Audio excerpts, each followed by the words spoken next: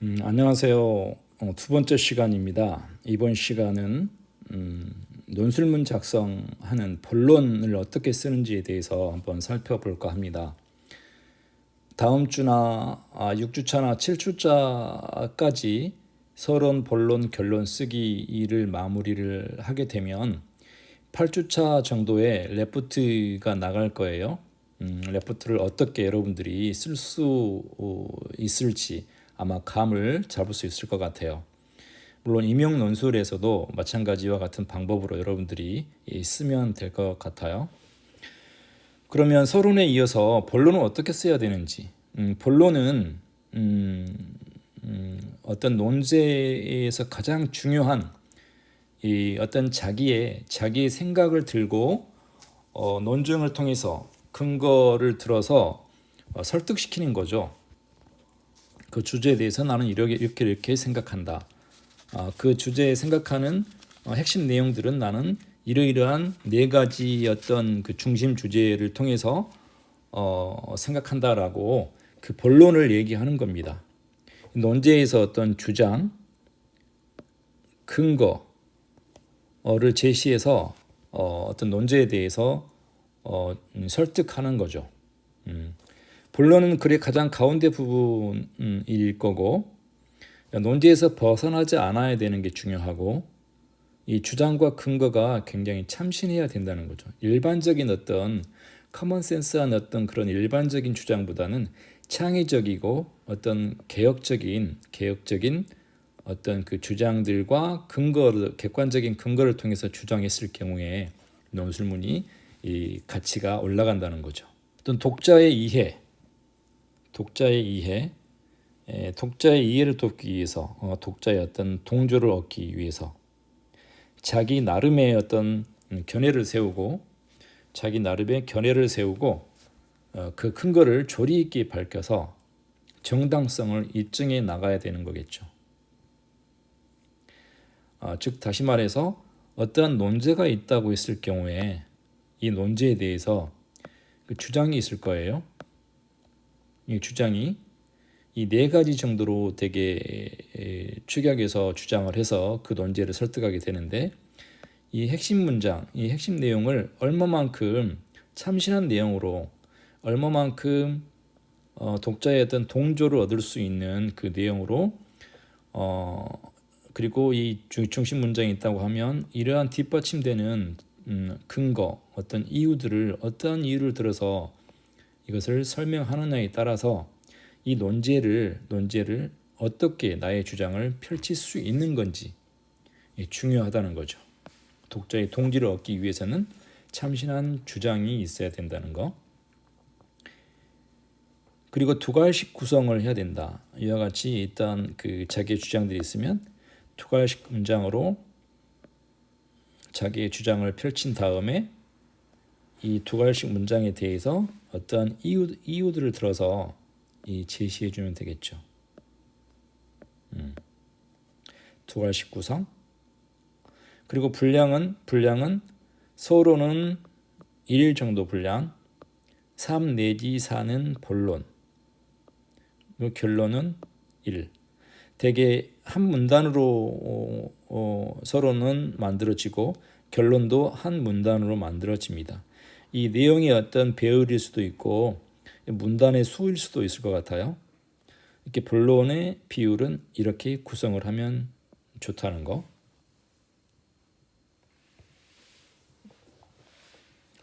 지금은 여러분들이 이해하기가 조금 난해할 수도 있지만 듣고 예제를 통해서 여러분들이 비교해 본다라고 하면 쉽게 이해할 수 있을 겁니다. 조금 힘들지만 선생님과 같이 한번 따라와서 여러분들이 이 본론을 어떻게 작성하는지 여러분들이 이해하기 조금 복잡하고 힘들 수는 있으나 서론은 어떻게 작성하고 본론은 어떻게 작성하고 결론은 어떻게 작성하는지 여러분들이 그 법칙, 방법을 여러분들 머릿속에 갖고만 있다라고 하면 어떠한 주제, 어떠한 글도 여러분들이 쉽게 써내려갈 수 있습니다. 그래서 힘들지만 선생님과 함께 한번 따라가 보도록 하죠. 본론의 전개 방식은 여러 가지가 있어요. 설명식도 있을 거고 뭐 설득 방법도 있을 거고, 뭐 주장과 어떤 그 반대되는 대조되는 반대되는 얘기 주장을 들어서 설명하는 방법도 있을 거고 다양한 방법들이 있어요. 그래서 이런 방법들에 대해서 한번 예시를 통해서 살펴보도록 하겠습니다. 먼저 본론 쓰기 방법 첫 번째 방법인데요. 늘어놓기 방법으로 본론을 진술해 나갈 수 있겠죠. 첫 번째 내 주장은 이거고 두 번째 주장은 이거고 세 번째 주장은 이거다. 이렇게 늘어놓기 방법으로 본론을 써내려가는 거예요. 한번 읽어볼까요? 첫째, 희망을 심어줄 수 있다. 병을 앓고 있는 환자에게 의사가 금방 낫는다고 거짓말을 하면 환자는 희망을 갖고 긍정적으로 생활하여 병을 이겨낼 수 있다. 라고 이렇게 이 두 가지씩 문장을 이유를 들어서 근거를 들어서 보충 설명을 하고 있죠. 두 번째 본론의 두 번째 키워드는 상대를 배려하는 거짓말로 사람의 인생을 바꿀 수도 있다. 빅토르 위고의 장발장에서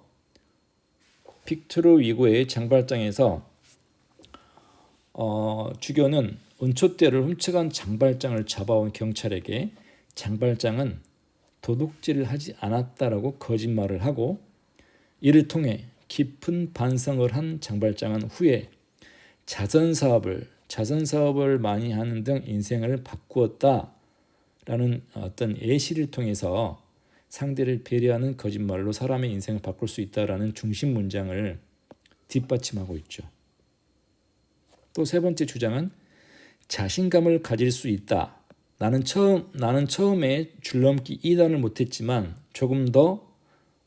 조금만 더 하면 되겠다는 선생님의 거짓말에 속아 자신감을 갖고 열심히 연습하여 지금은 잘하게 되었다와 같이 첫째, 둘째, 셋째 식으로 중심 문장을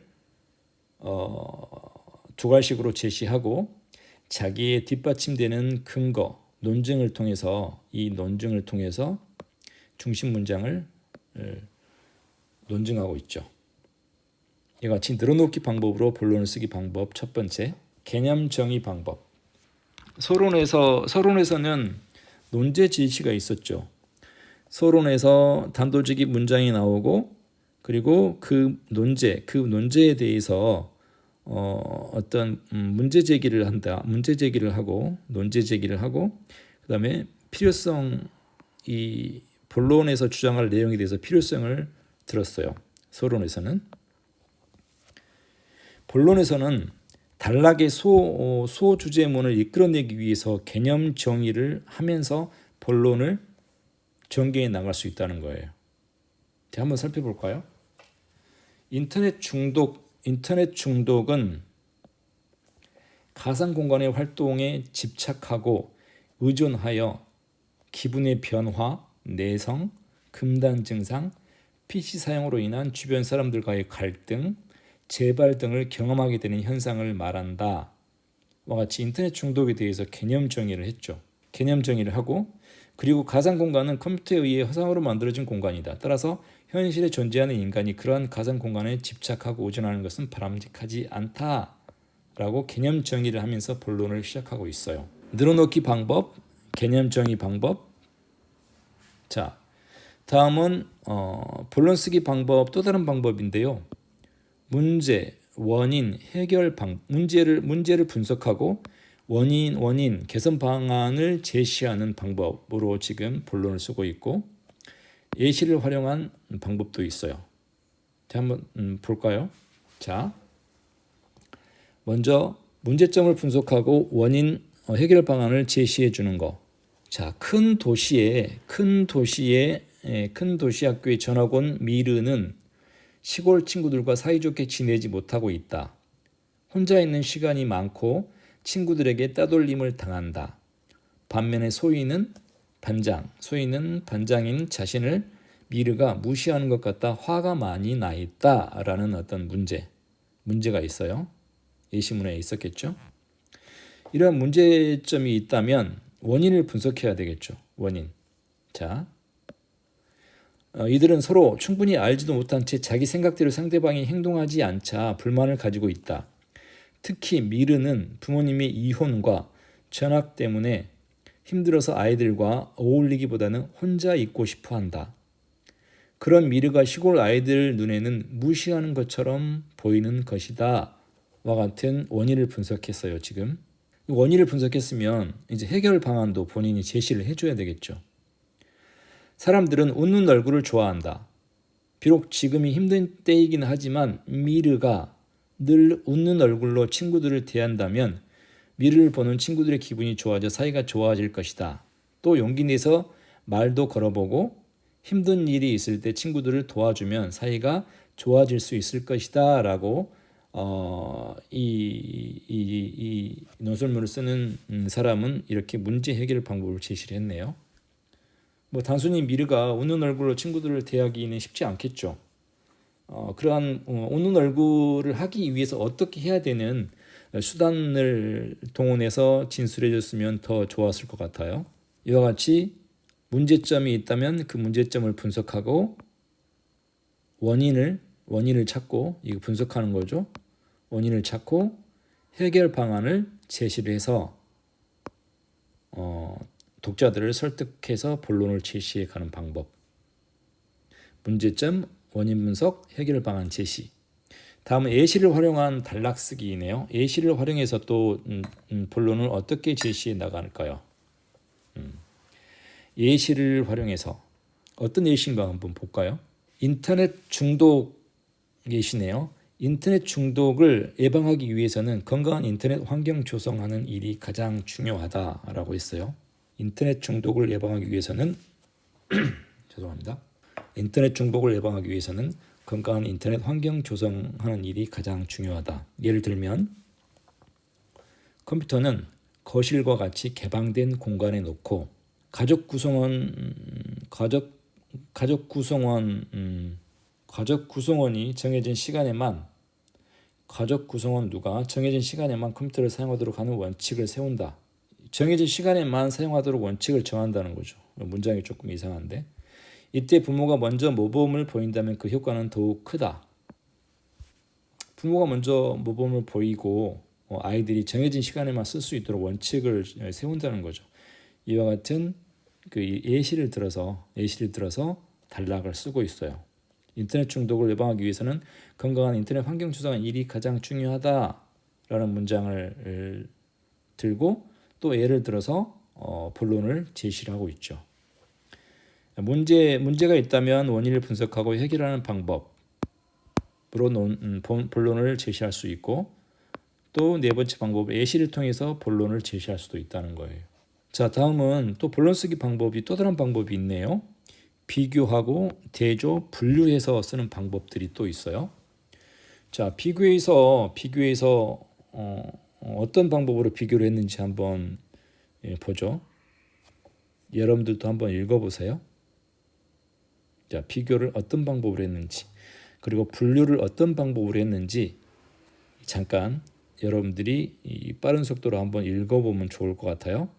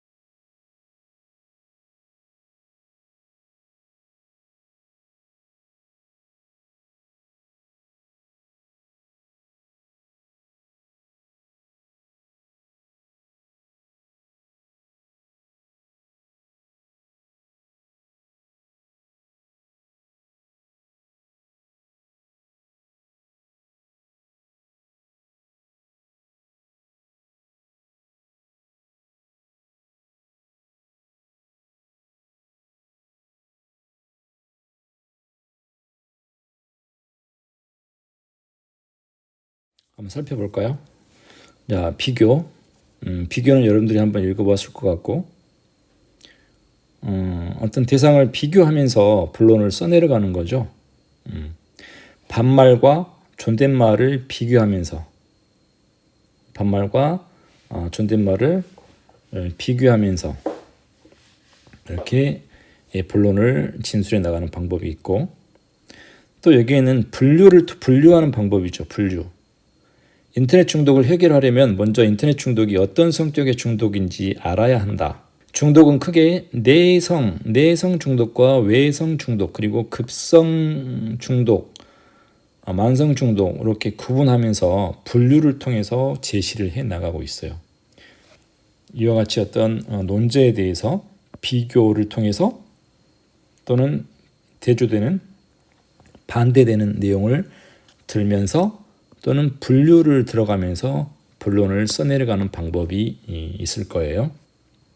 또 다른 방법이 있네요. 이 반대되는 방법, 대조되는 방법이겠죠. 반박하는 단락쓰기네요. 상대방의 근거의 약점을 찾아 자신의 주장으로 전개하는 방법. 자, 컴퓨터를 장시간 사용하는 사람을 중독자로 규정하는 지나치다는 주장이 있다. 중독자로 치부하면 안 된다는 지나친 주장이 있다는 거예요. 하지만 컴퓨터 사용으로 인해 다른 중독에서 나타나는 것과 같은 증상을 보이고 그것이 현실에 생활하는데 장애를 초래한다면 이를 중독으로 규정하는 것은 당연하다. 그리고 문제의 심각성을 제대로 인식하지 못하면 그 문제에 대한 해결책은 찾기 어렵다는 점을 간과해서는 안 된다. 라고 반대 입장을 들어서 이걸 반박하고 있죠. 이 내용을, 이 주장을 반박하고 있어요. 또 다른 말을 한번 살펴볼까요? 선의의 거짓말을 찬성하는 사람들이 가장 많이 하는 이야기는 의사의 거짓말로 환자가 희망을 갖고 나아질 수 있다는 이야기다. 하지만 이건 너무 좋은 쪽으로만 생각하고 있는 것이다. 일주일 뒤에 죽는다는 것도 모르고 살아가다가 어느 날 갑자기 죽게 된 사람은 얼마나 화가 날까? 미리 알았더라면 하고 싶은 일도 미리 알았더라면 하고 싶은 일도 하고 보고 싶은 사람도 만나며 남은 생을 정리할 수 있을 텐데 의사는 자기 마음대로 그 사람의 소중한 시간을 빼앗은 것이다 라고 지금 반박하고 있죠. 또 상대를 칭찬하는 거짓말로 자신감을 줄 수 있다고 이야기하는데 이것도 옳지 못하다. 친구가 머리를 잘랐는데 이상하면 이상하다고 말해야지 예쁘다고 거짓말을 해주면 계속 이상한 머리 모양으로 한동안 살게 될 것이다. 다른 데 가면 놀림을 당할 수 있다. 와 같은 반대되는 생각으로 이 주장들을 지금 논증을 통해서 제시를 하고 있는 거죠. 이러한 내용들을 통해서 반박하면서 본론을 써내려가는 방법이 있다. 또 다른 방법이 있네요.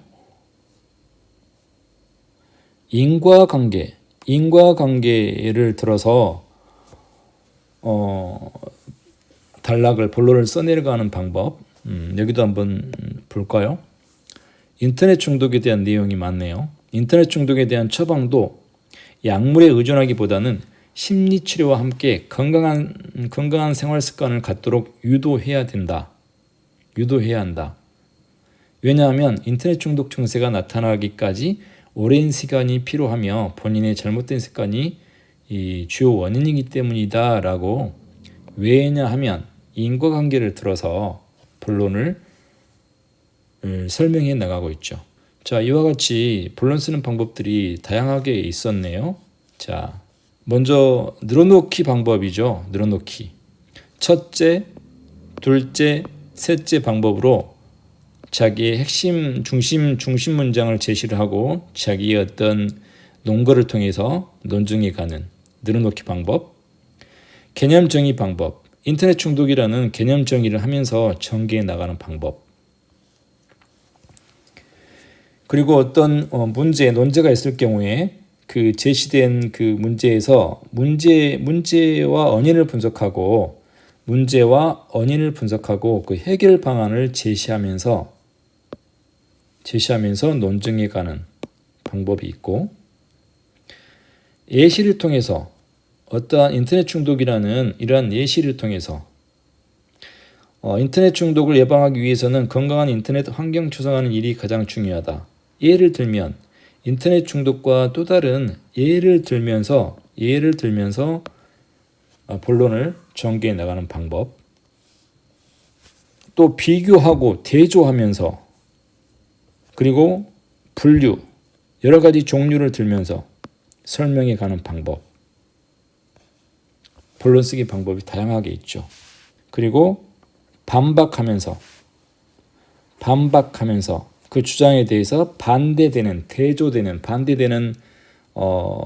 논증 자료를 통해서, 이 반대되는 근거, 이유, 논증 자료를 통해서 독자를 설득하면서 본론을 써내려가는 방식. 그리고 인과관계. 인터넷 중독에 대한 처방도 약물에 의존하기보다는 심리치료와 함께 건강한 생활 습관을 갖도록 유도해야 된다를 인과관계. 왜냐하면 인터넷 중독 증세가 나타나기까지 오랜 시간이 필요하면 본인의 잘못된 습관이 주요 원인이기 때문에 이러한 인과관계를 분석하면서 본론을 써내려가는 방법들이 있어요. 다양한 방법들을 지금 살펴보고 있어요. 그 주제, 그 해당 출제자의 의도에 맞는 방법으로 여러분들이 본론을 제시하면 된다는 거예요. 자, 정리해서 얘기하면 본론은 쟁점에 대한 논증이에요. 논증. 어떤 본론은 논제가 있으면 그 논제에 대해 쟁점이 있겠죠. 이 쟁점에 대한 이유, 근거, 자기의 주장, 이유, 근거를 들어서 이 쟁점을 독자들을 설득해 가는 논증의 과정이죠. 논술은. 여기서 1423의 법칙이 나오는데, 1423의 법칙. 1423의 법칙은 가장 중요한 자기의 어떤 논제가 있을 경우에, 쟁점이 있을 경우에 이 논제를 설득하기 위해서 자기의 주장 가장 중요한 핵심 중심 문장을 첫 번째 제시를 하고, 가장 중요하지 않는 자기의 주장을 두 번째에다 배치를 시켜요.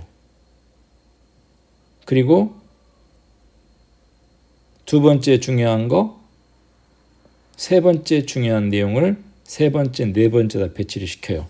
가장 중요하지 않는 자기의 주장을 두 번째에다 배치시키는 이유는 평가자를 현혹시켜서 나의 설득이 이 네 가지 다 굉장히 중요하다라는 내용을 주장하기 위한 방법이에요. 논술문을 쓰기 위한 스킬이라고 생각하시면 될 것 같아요. 1423의 법칙으로 본론을 제시했을 경우에 이 네 가지 다 중요하다라는 것을 평가자를 현혹시키는 거죠.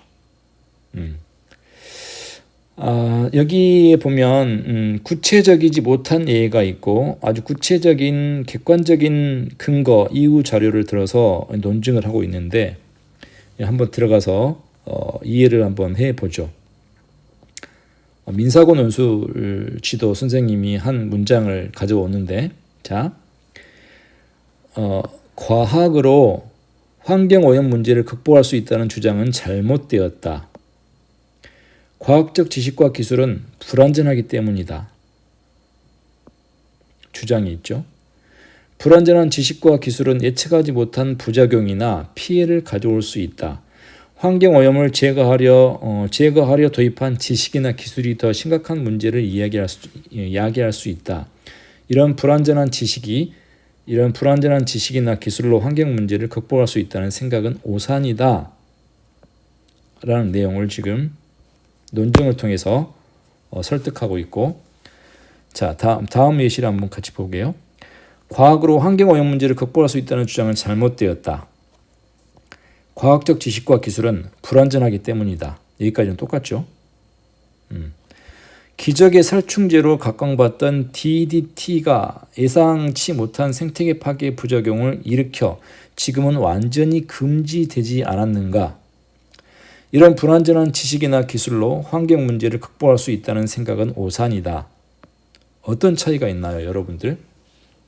제가 한번 쭉 읽었는데 어떤 차이가 있어요? 앞에는 근거가 구체적이지 못한 이유, 근거를 들어서 설명하고 있고 앞 주장의 문장을 뒤에는 과학적 지식과 기술이 불완전한 이유를 정확한 객관적인 사실을 들어서 지금 논증을 하고 있죠. 이 DDT라는 제초제, DDT라는 살충제, 이것이 물론 풀은 죽여요. 어떤 잡초들은 죽이지만 생태계를 파괴할 정도로 굉장히 강력해요. 이러한 과학적 지식과 기술이 생태계를 파괴할 만큼 잘못됐어요. 그래서 정확한 객관적인 사실을 통해서 이 자기의 중심 문장을 논증해 가는 게 논술에서는 가장 중요하다는 거예요. 이것을 여러분들은 지금 파악을 했으면 좋겠습니다. 제가 전달을 잘 했는지 모르겠지만 어떤 자기의 주장, 어떤 논제가 있다라고 했을 경우에 어떤 자기의 주장이 있을 경우에 이 주장을 가장 객관적이고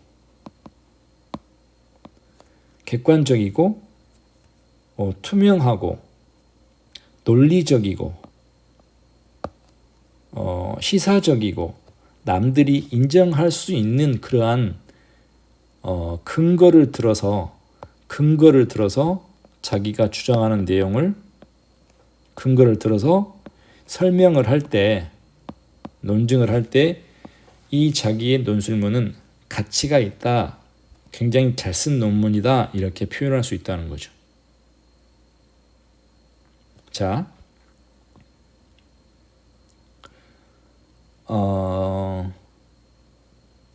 여기에서 주장과 근거의 연결고리이다. 주장과 이유, 근거 이유는 주장과 근거의 연결고리이다.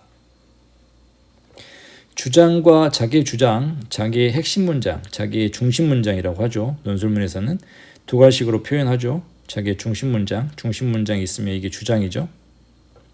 근거를 들겠죠. 이 근거만 들지 말고 정확하게 이유를 제시해야 좋은 논술이다라는 거예요. 근거만 들지 말고 어떤 이유까지 설명해주는 자기의 핵심 문장이 있으면 중심 문장의 근거만 들지 말고 정확하게 이유를 제시해 주라는 거지. 이유. 여기 중심 문장이 있고 여기에 근거가 있겠죠. 또 이유를 정확하게 이유를 들어서 이 중심 문장을 독자들을 설득해 갈 때 이게 좋은 논술문의 본문이 된다는 거죠.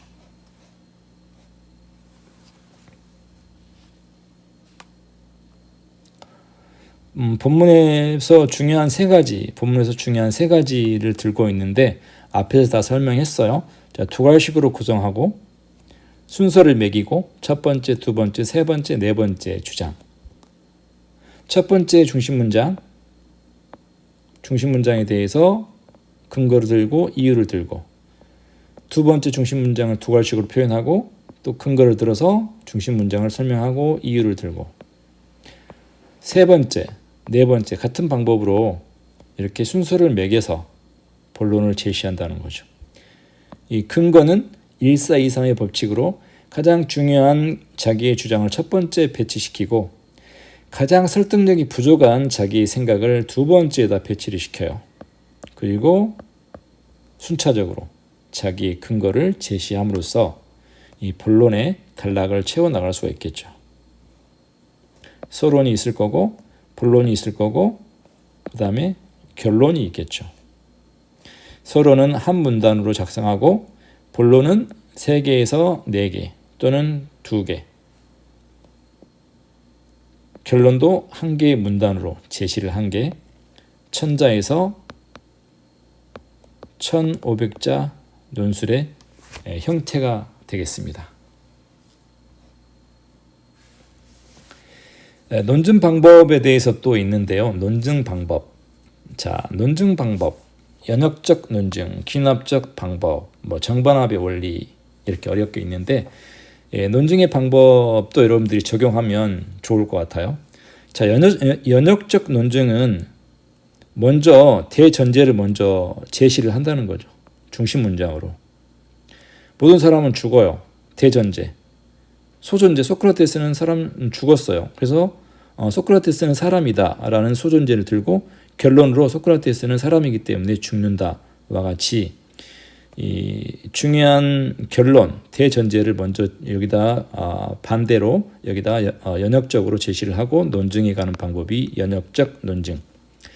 귀납적 방법은 서서히 순차적으로 설명해 가는 거죠. 영국 까마귀는 검다, 미국 까마귀는 검다, 한국 까마귀는 그래서 똑같이 검다. 모든 까마귀는 검다. 이 3가지 사실을 제시해주고 마지막 결론. 여기는 결론이 먼저 나왔죠. 먼저 제시가 됐고 귀납적 방법은 결론이 마지막에 제시가 됐네요. 이유를 들고 마지막. 연역적 방법은 가장 중요한 결론, 대전제를 제시하고 이유를 설명. 그죠? 정반합의 원리는 정과 반대를 들어서 설명한 다음에 합리적으로 설명하는 거죠. 정과 반대되는 설명을 통해서 합리적인 새로운 주장이 나온다는 정반합의 원리. 연역적 논증을 할 수도 있고 귀납적 방법으로 논증이 갈 수도 있고 정반합의 원리로 설명이 갈 수도 있다라는 내용이에요. 여러분들 이해만 하고 어려울 테니까 이것을 여러분들이 적용하는 방법들은 계속해서 논술문을 써보면서 아마 생겨날 것 같은데 이러한 원리들이 있다라는 것만 이해하면 될 것 같습니다. 자, 그렇다면 본론 작성하기 이 앞의 내용들을 한번 여러분들이 곰곰이 생각해 보면서 어떻게 썼는지 한번 살펴보겠습니다. 자, 어떤 문제가 있어요. 논술 문제. 지금 쉬운 문제로 예를 들어봤는데 요즘 들어 체육학을 전공하는 학생들의 수준이 날로 높아지고 있다. 시대적 트렌드를 반영한 학문이기 때문일 것이다. 그렇다면 체육학을 전공하는 학생들의 앞으로의 직업 전망은 어떤 유망 직종이 있는지 타당한 논증을 들어 논술해 보시오라는 어떤 문제가 있다라고 했을 경우에 아주 쉽게 논술문을 어떻게 쓰는 예시를 들기 위해서 지금 제시를 해놓은 문제인데 앞에서 개념 정의를 들어서 논술문을 제시한다는 방법이 있었죠. 먼저 개념 정의를 하면서 본론을 시작해 나가고 있죠. 체육학은 사람들의 생리, 역학, 심리적 요인을 다루는 학문이다. 현대인들이 건강에 대한 중요성을 인식하면서 학문으로서 그 비중이 커지고 있다. 라는 개념 정의를 들었어요. 그에 따라 체육학을 전공하는 학생들의 진로 분야도 시대적 흐름에 맞게 다양해지고 있다. 라면서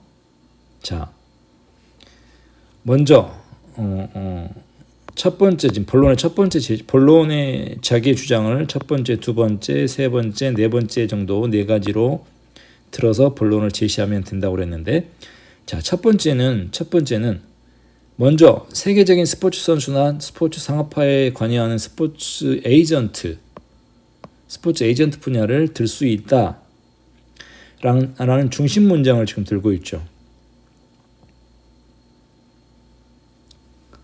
직업 전망은 어떤 유망 직종이 있는지 논증을 통해서 논술해 보세요라고 하는 게 문제예요. 이 중심 문장, 첫 번째 중심 문장, 세계적인 스포츠 선수나 스포츠 상업화에 관여하는 스포츠 에이전트 분야를 들 수 있다. 유망 직종으로 이 자기의 중심 문장을 들었죠. 그러면 이 중심 문장에 대해서 이유와 근거를 들어서 이걸 이 본론의 논제를 자기가 논증을 해 나가야 되겠죠. 자, 어떤 이유를 들었나요? 스포츠 에이전트 분야는 체육학을 전공한 학생들에게 매력적이고 최고의 시대적 트렌드가 반영된 직업 분야이다. 세계적인 어떤 박지성 선수 아니면 손흥민 선수, 김연아 선수, 유명한 유현진 선수와 같은 선수들은 큰 대형 에이전트 회사가 있죠. 에이전트. 그런 에이전트 분야를 들어서 지금 이 중심 문장을 이유를 들어서 설명하고 있어요. 뒷받침되는 문장들. 이 분야는 체육학을 전공하고 다양한 분야의 지식은 물론 한두 개 정도의 외국어 능력이 뛰어나야 한다. 선수와 세계적 스포츠 구단에 트레이드하기, 인기 스포츠 선수 관리하기는 사업의 성패를 좌우하는 열쇠이기 때문이다라고 중심 문장에 대한 이유와 근거를 들어서 지금 이 논제에 대한 자기의 주장을 펼쳐 나가고 있는 거죠. 맨 처음에 체육학이라는 개념 정의를 하고 자기의 중심 문장을 들어서 설명하고 이유와 근거를 들어서 이 중심 문장을 논증하고 있는 거죠. 자, 둘째도 문장이 나오겠죠. 둘째 문장이 나오고 셋째도 문장이 나오고 넷째도 문장이 나오겠죠. 이때 중요한 건 가장 중요하지 않는 자기의 주장을 두 번째에다가 배치를 한다는 거죠. 그게 1423의 법칙이라는 거예요. 자, 본론 작성하기 여러분들이 한번 살펴봤는데 그렇다면 제가 교수학습 계획서에 제시한 제 브런치 카페가 있는데 제 브런치 카페를 한번 들어가 보겠습니다. 여기 논술 루브릭으로 쉽게 배우기라는 제 칼럼으로 지금 써놓은 게 있는데, 자, 서론 쓰기는 도입 문장, 그 다음에 문제 제기, 필요성 제기, 이와 같이 이렇게 서론은 이렇게 작성한다는 거죠. 도입 문장이 있고 문제 제기하고 필요성 제기하고. 서론을 문제를 한번 볼까요? 문제. 자, 문제를 한번 살펴보겠습니다. 문제는 멘토링의 문제점과 성공적인 멘토링 방안을 제시하시오 라는 게 지금 문제예요. 멘토링의 문제점과 성공적인 멘토링 방안을 제시하시오. 자, 서론 쓰기에 한번 보죠.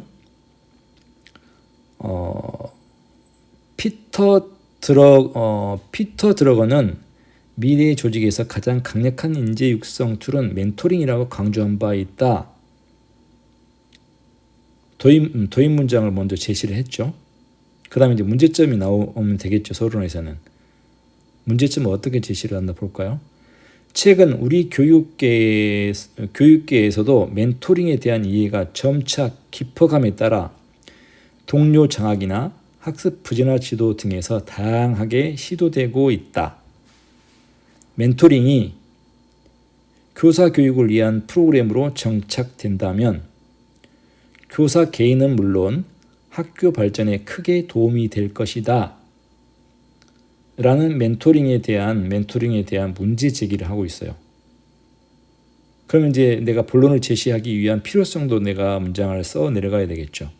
자, 필요성은 어떻게 제시를 했나요? 그러나 아직도 학교에서는 배타적이고 폐쇄적인 학교 분위기 속에서 선후배 교사들 간의 정보 공유가 활발히 이루어지지 못하는 실정이다.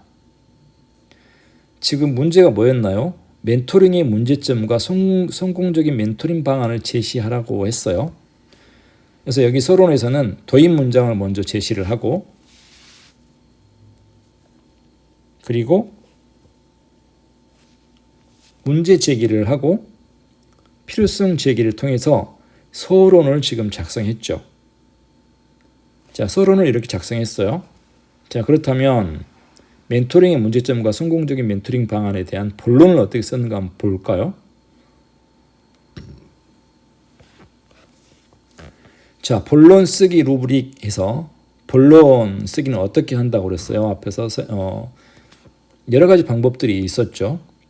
논제에 대한 개념 설명을 통하고 문제점과 대안 제시를 하고 두괄식으로 중심 문장을 진술하고 자기의 어떤 네 가지 어떤 주장이 있다면 가장 중요한 중심 문장을 두괄식으로 제시를 하고 그 다음에 근거와 이유를 들어서 논증을 했었죠. 제시하는 방법은 1423 법칙으로 자기의 주장을 펼칠 때 어떤 평가자의 현혹을 시킬 수 있기 때문에 나의 논술문이 좋은 주장이 이 네 가지다라는 내용을 자기가 주장할 수 있다고 했죠. 자, 이와 같은 본론 쓰기 방법으로 이 본론을 어떻게 썼는지 한번 보기 전에 이 설명을 한번 보겠습니다. 자, 본론은 논술문의 중심 부분으로 단정과 증명으로 이루어져 있어요. 여기서 설명했듯이 어떤 논제가 있으면 자기 어떤 두괄식으로 중심 문장을 제시를 하고 타당한 근거를 들어서 증명으로 이루어진다는 거죠. 그래서 평가자나 채점자가 쓱 보면 이 논술문이 좋은지 안 좋은지 금방 알 수 있어요. 왜 그럴까요? 앞에서도 계속 설명했지만 우리가 논술문을 평가할 때 이 논술이 잘된 논술인지 잘못된 논술인지 쓱 보면 알 수 있어요. 그게 바로 본론에 있습니다. 본론에서 자기의 주장이 두괄식으로 표현이 되어 있고 그 두괄식 문장에 대한 이유와 근거를 얼마만큼 타당하고 얼마만큼 객관적이고 얼마만큼 설득력 있게 자기의 중심 문장을 뒷받침하고 있냐라는 걸 보면 금방 쓱 보면 이 논술문이 좋은 논술문인가를 금방 알 수 있다는 거죠. 그래서 그만큼 중심 문장의 창의적인 중심 문장도 중요하지만 그 중심 문장을 창의적으로 만들었으면 객관적인 근거, 어떤 타당한 근거와 이유 설명을 통해서 제시를 할 때 논술문은 잘 쓴 논술문이다라고 우리가 얘기할 수 있다는 거죠. 그러면 멘토링에 대한 어떤 이 논제에 대해서 본론을 어떻게 썼는지 한번 살펴보겠습니다.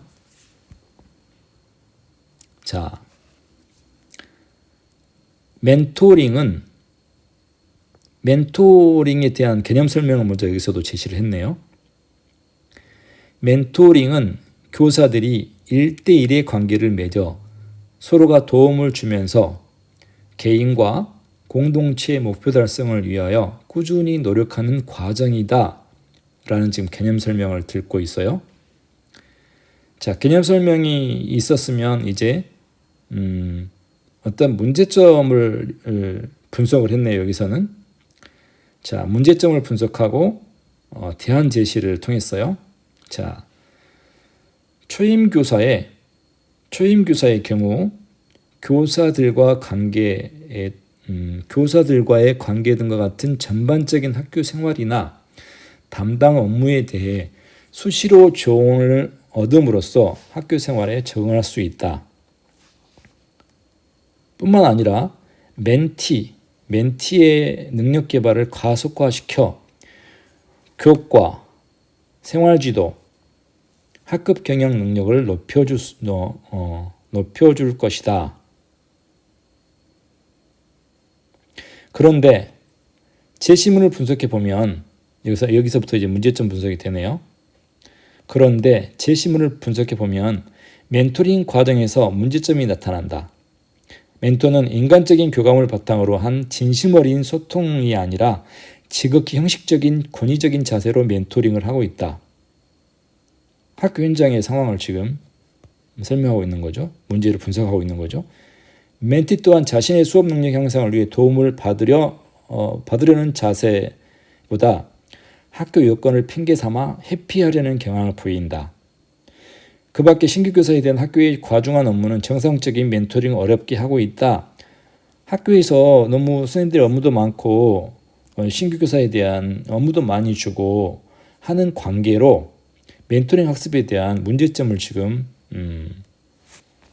분석하고 있네요. 먼저 개념 설명을 하고 개념 설명에 대한 문제점을 분석하고 그 다음에 뭐가 나와야 될까요?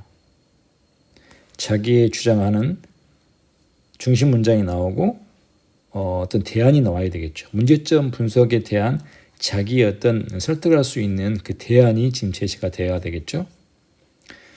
따라서 성공적인 멘토링을 위해 우선 멘토는 신뢰 관계 형성을 바탕으로 신규 교사에게 필요한 것이 무엇인지 분석하고 동반자적 입장에서 상호 협력하에 필요한 내용을 멘토링해야 할 것이다 라는 지금 주장을 하고 있어요. 따라서 성공적인 멘토링을 위해 우선 첫 번째, 멘토는 신뢰관계 형성을 바탕으로 신규 교사에게 필요한 것이 무엇인지 분석하고 동반자적 입장에서 상호 협력하에 필요한 내용을 멘토링해야 할 것이다. 여기에는 이제 그 다음 문장이 나오겠죠. 뒷받침하는 문장이 나오겠죠. 멘티 또한 멘토에 대한 존경과 신뢰를 바탕으로 자신에게 필요한 것을 질문하고 협력과 자문 등을 통해 해결해 나가야 한다.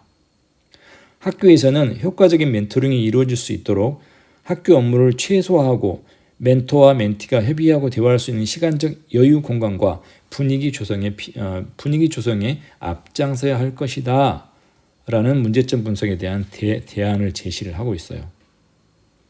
자, 그러기 위해서는 시도교육청은 우선 신규 교사와 멘토를 희망하는 교사들 간의 상호작용, 만남의 기회를 마련해 주고 수석 교사나 자율장학, 멘토의 자질을 갖춘 교사들을 발굴하여 컨설팅을 요청하는 학교나 교사에게 연결시킬 수 있는 지원 체제를 구축해야 할 것이다 라는 근거, 이유를 들어서 논증해 가고 있네요.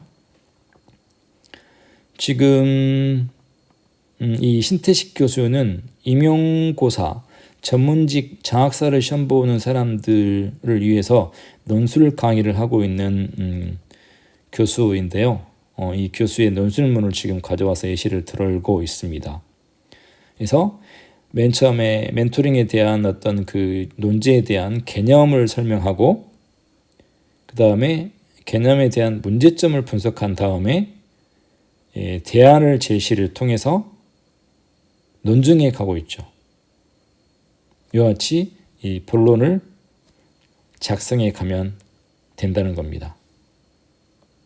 자, 다시 한번 본론 쓰기에 대해서 요약을 해보면, 자, 서론 쓰기에서는 서론 쓰기 도입 문장, 문제 제기, 필요성 제기였죠. 자, 여기에서 자 서론에서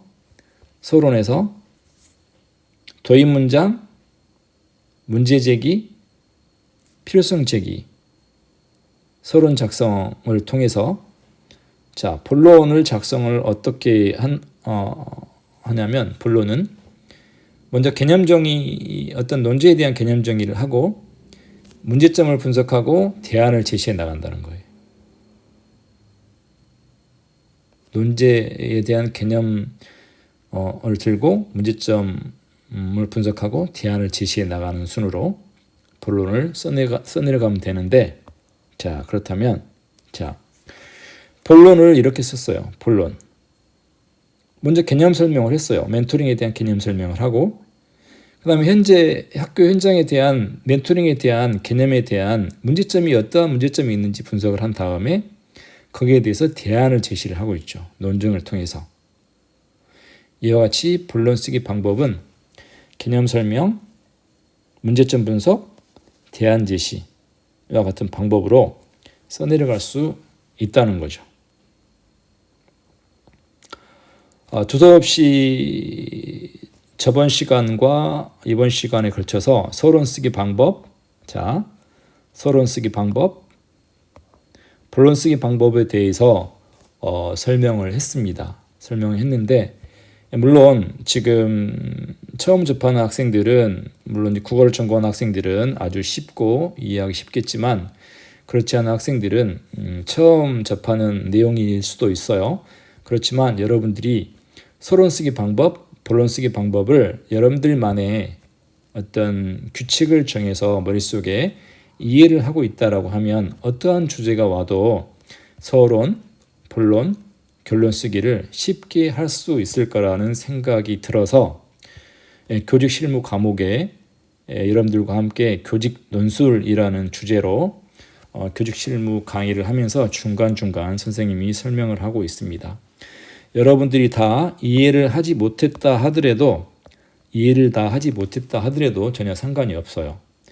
제가 논술 강의 마지막 부분에서 다시 한번 요약을 통해서 여러분들에게 논술문의 가장 중요한 키워드들을 설명을 드리고 A를 통해서 여러분들과 함께 논술문을 어떻게 작성하는지를 다시 한번 강조를 해드리겠습니다. 다음 시간에는 장학지도, 요즘에 컨설팅이라고 하죠.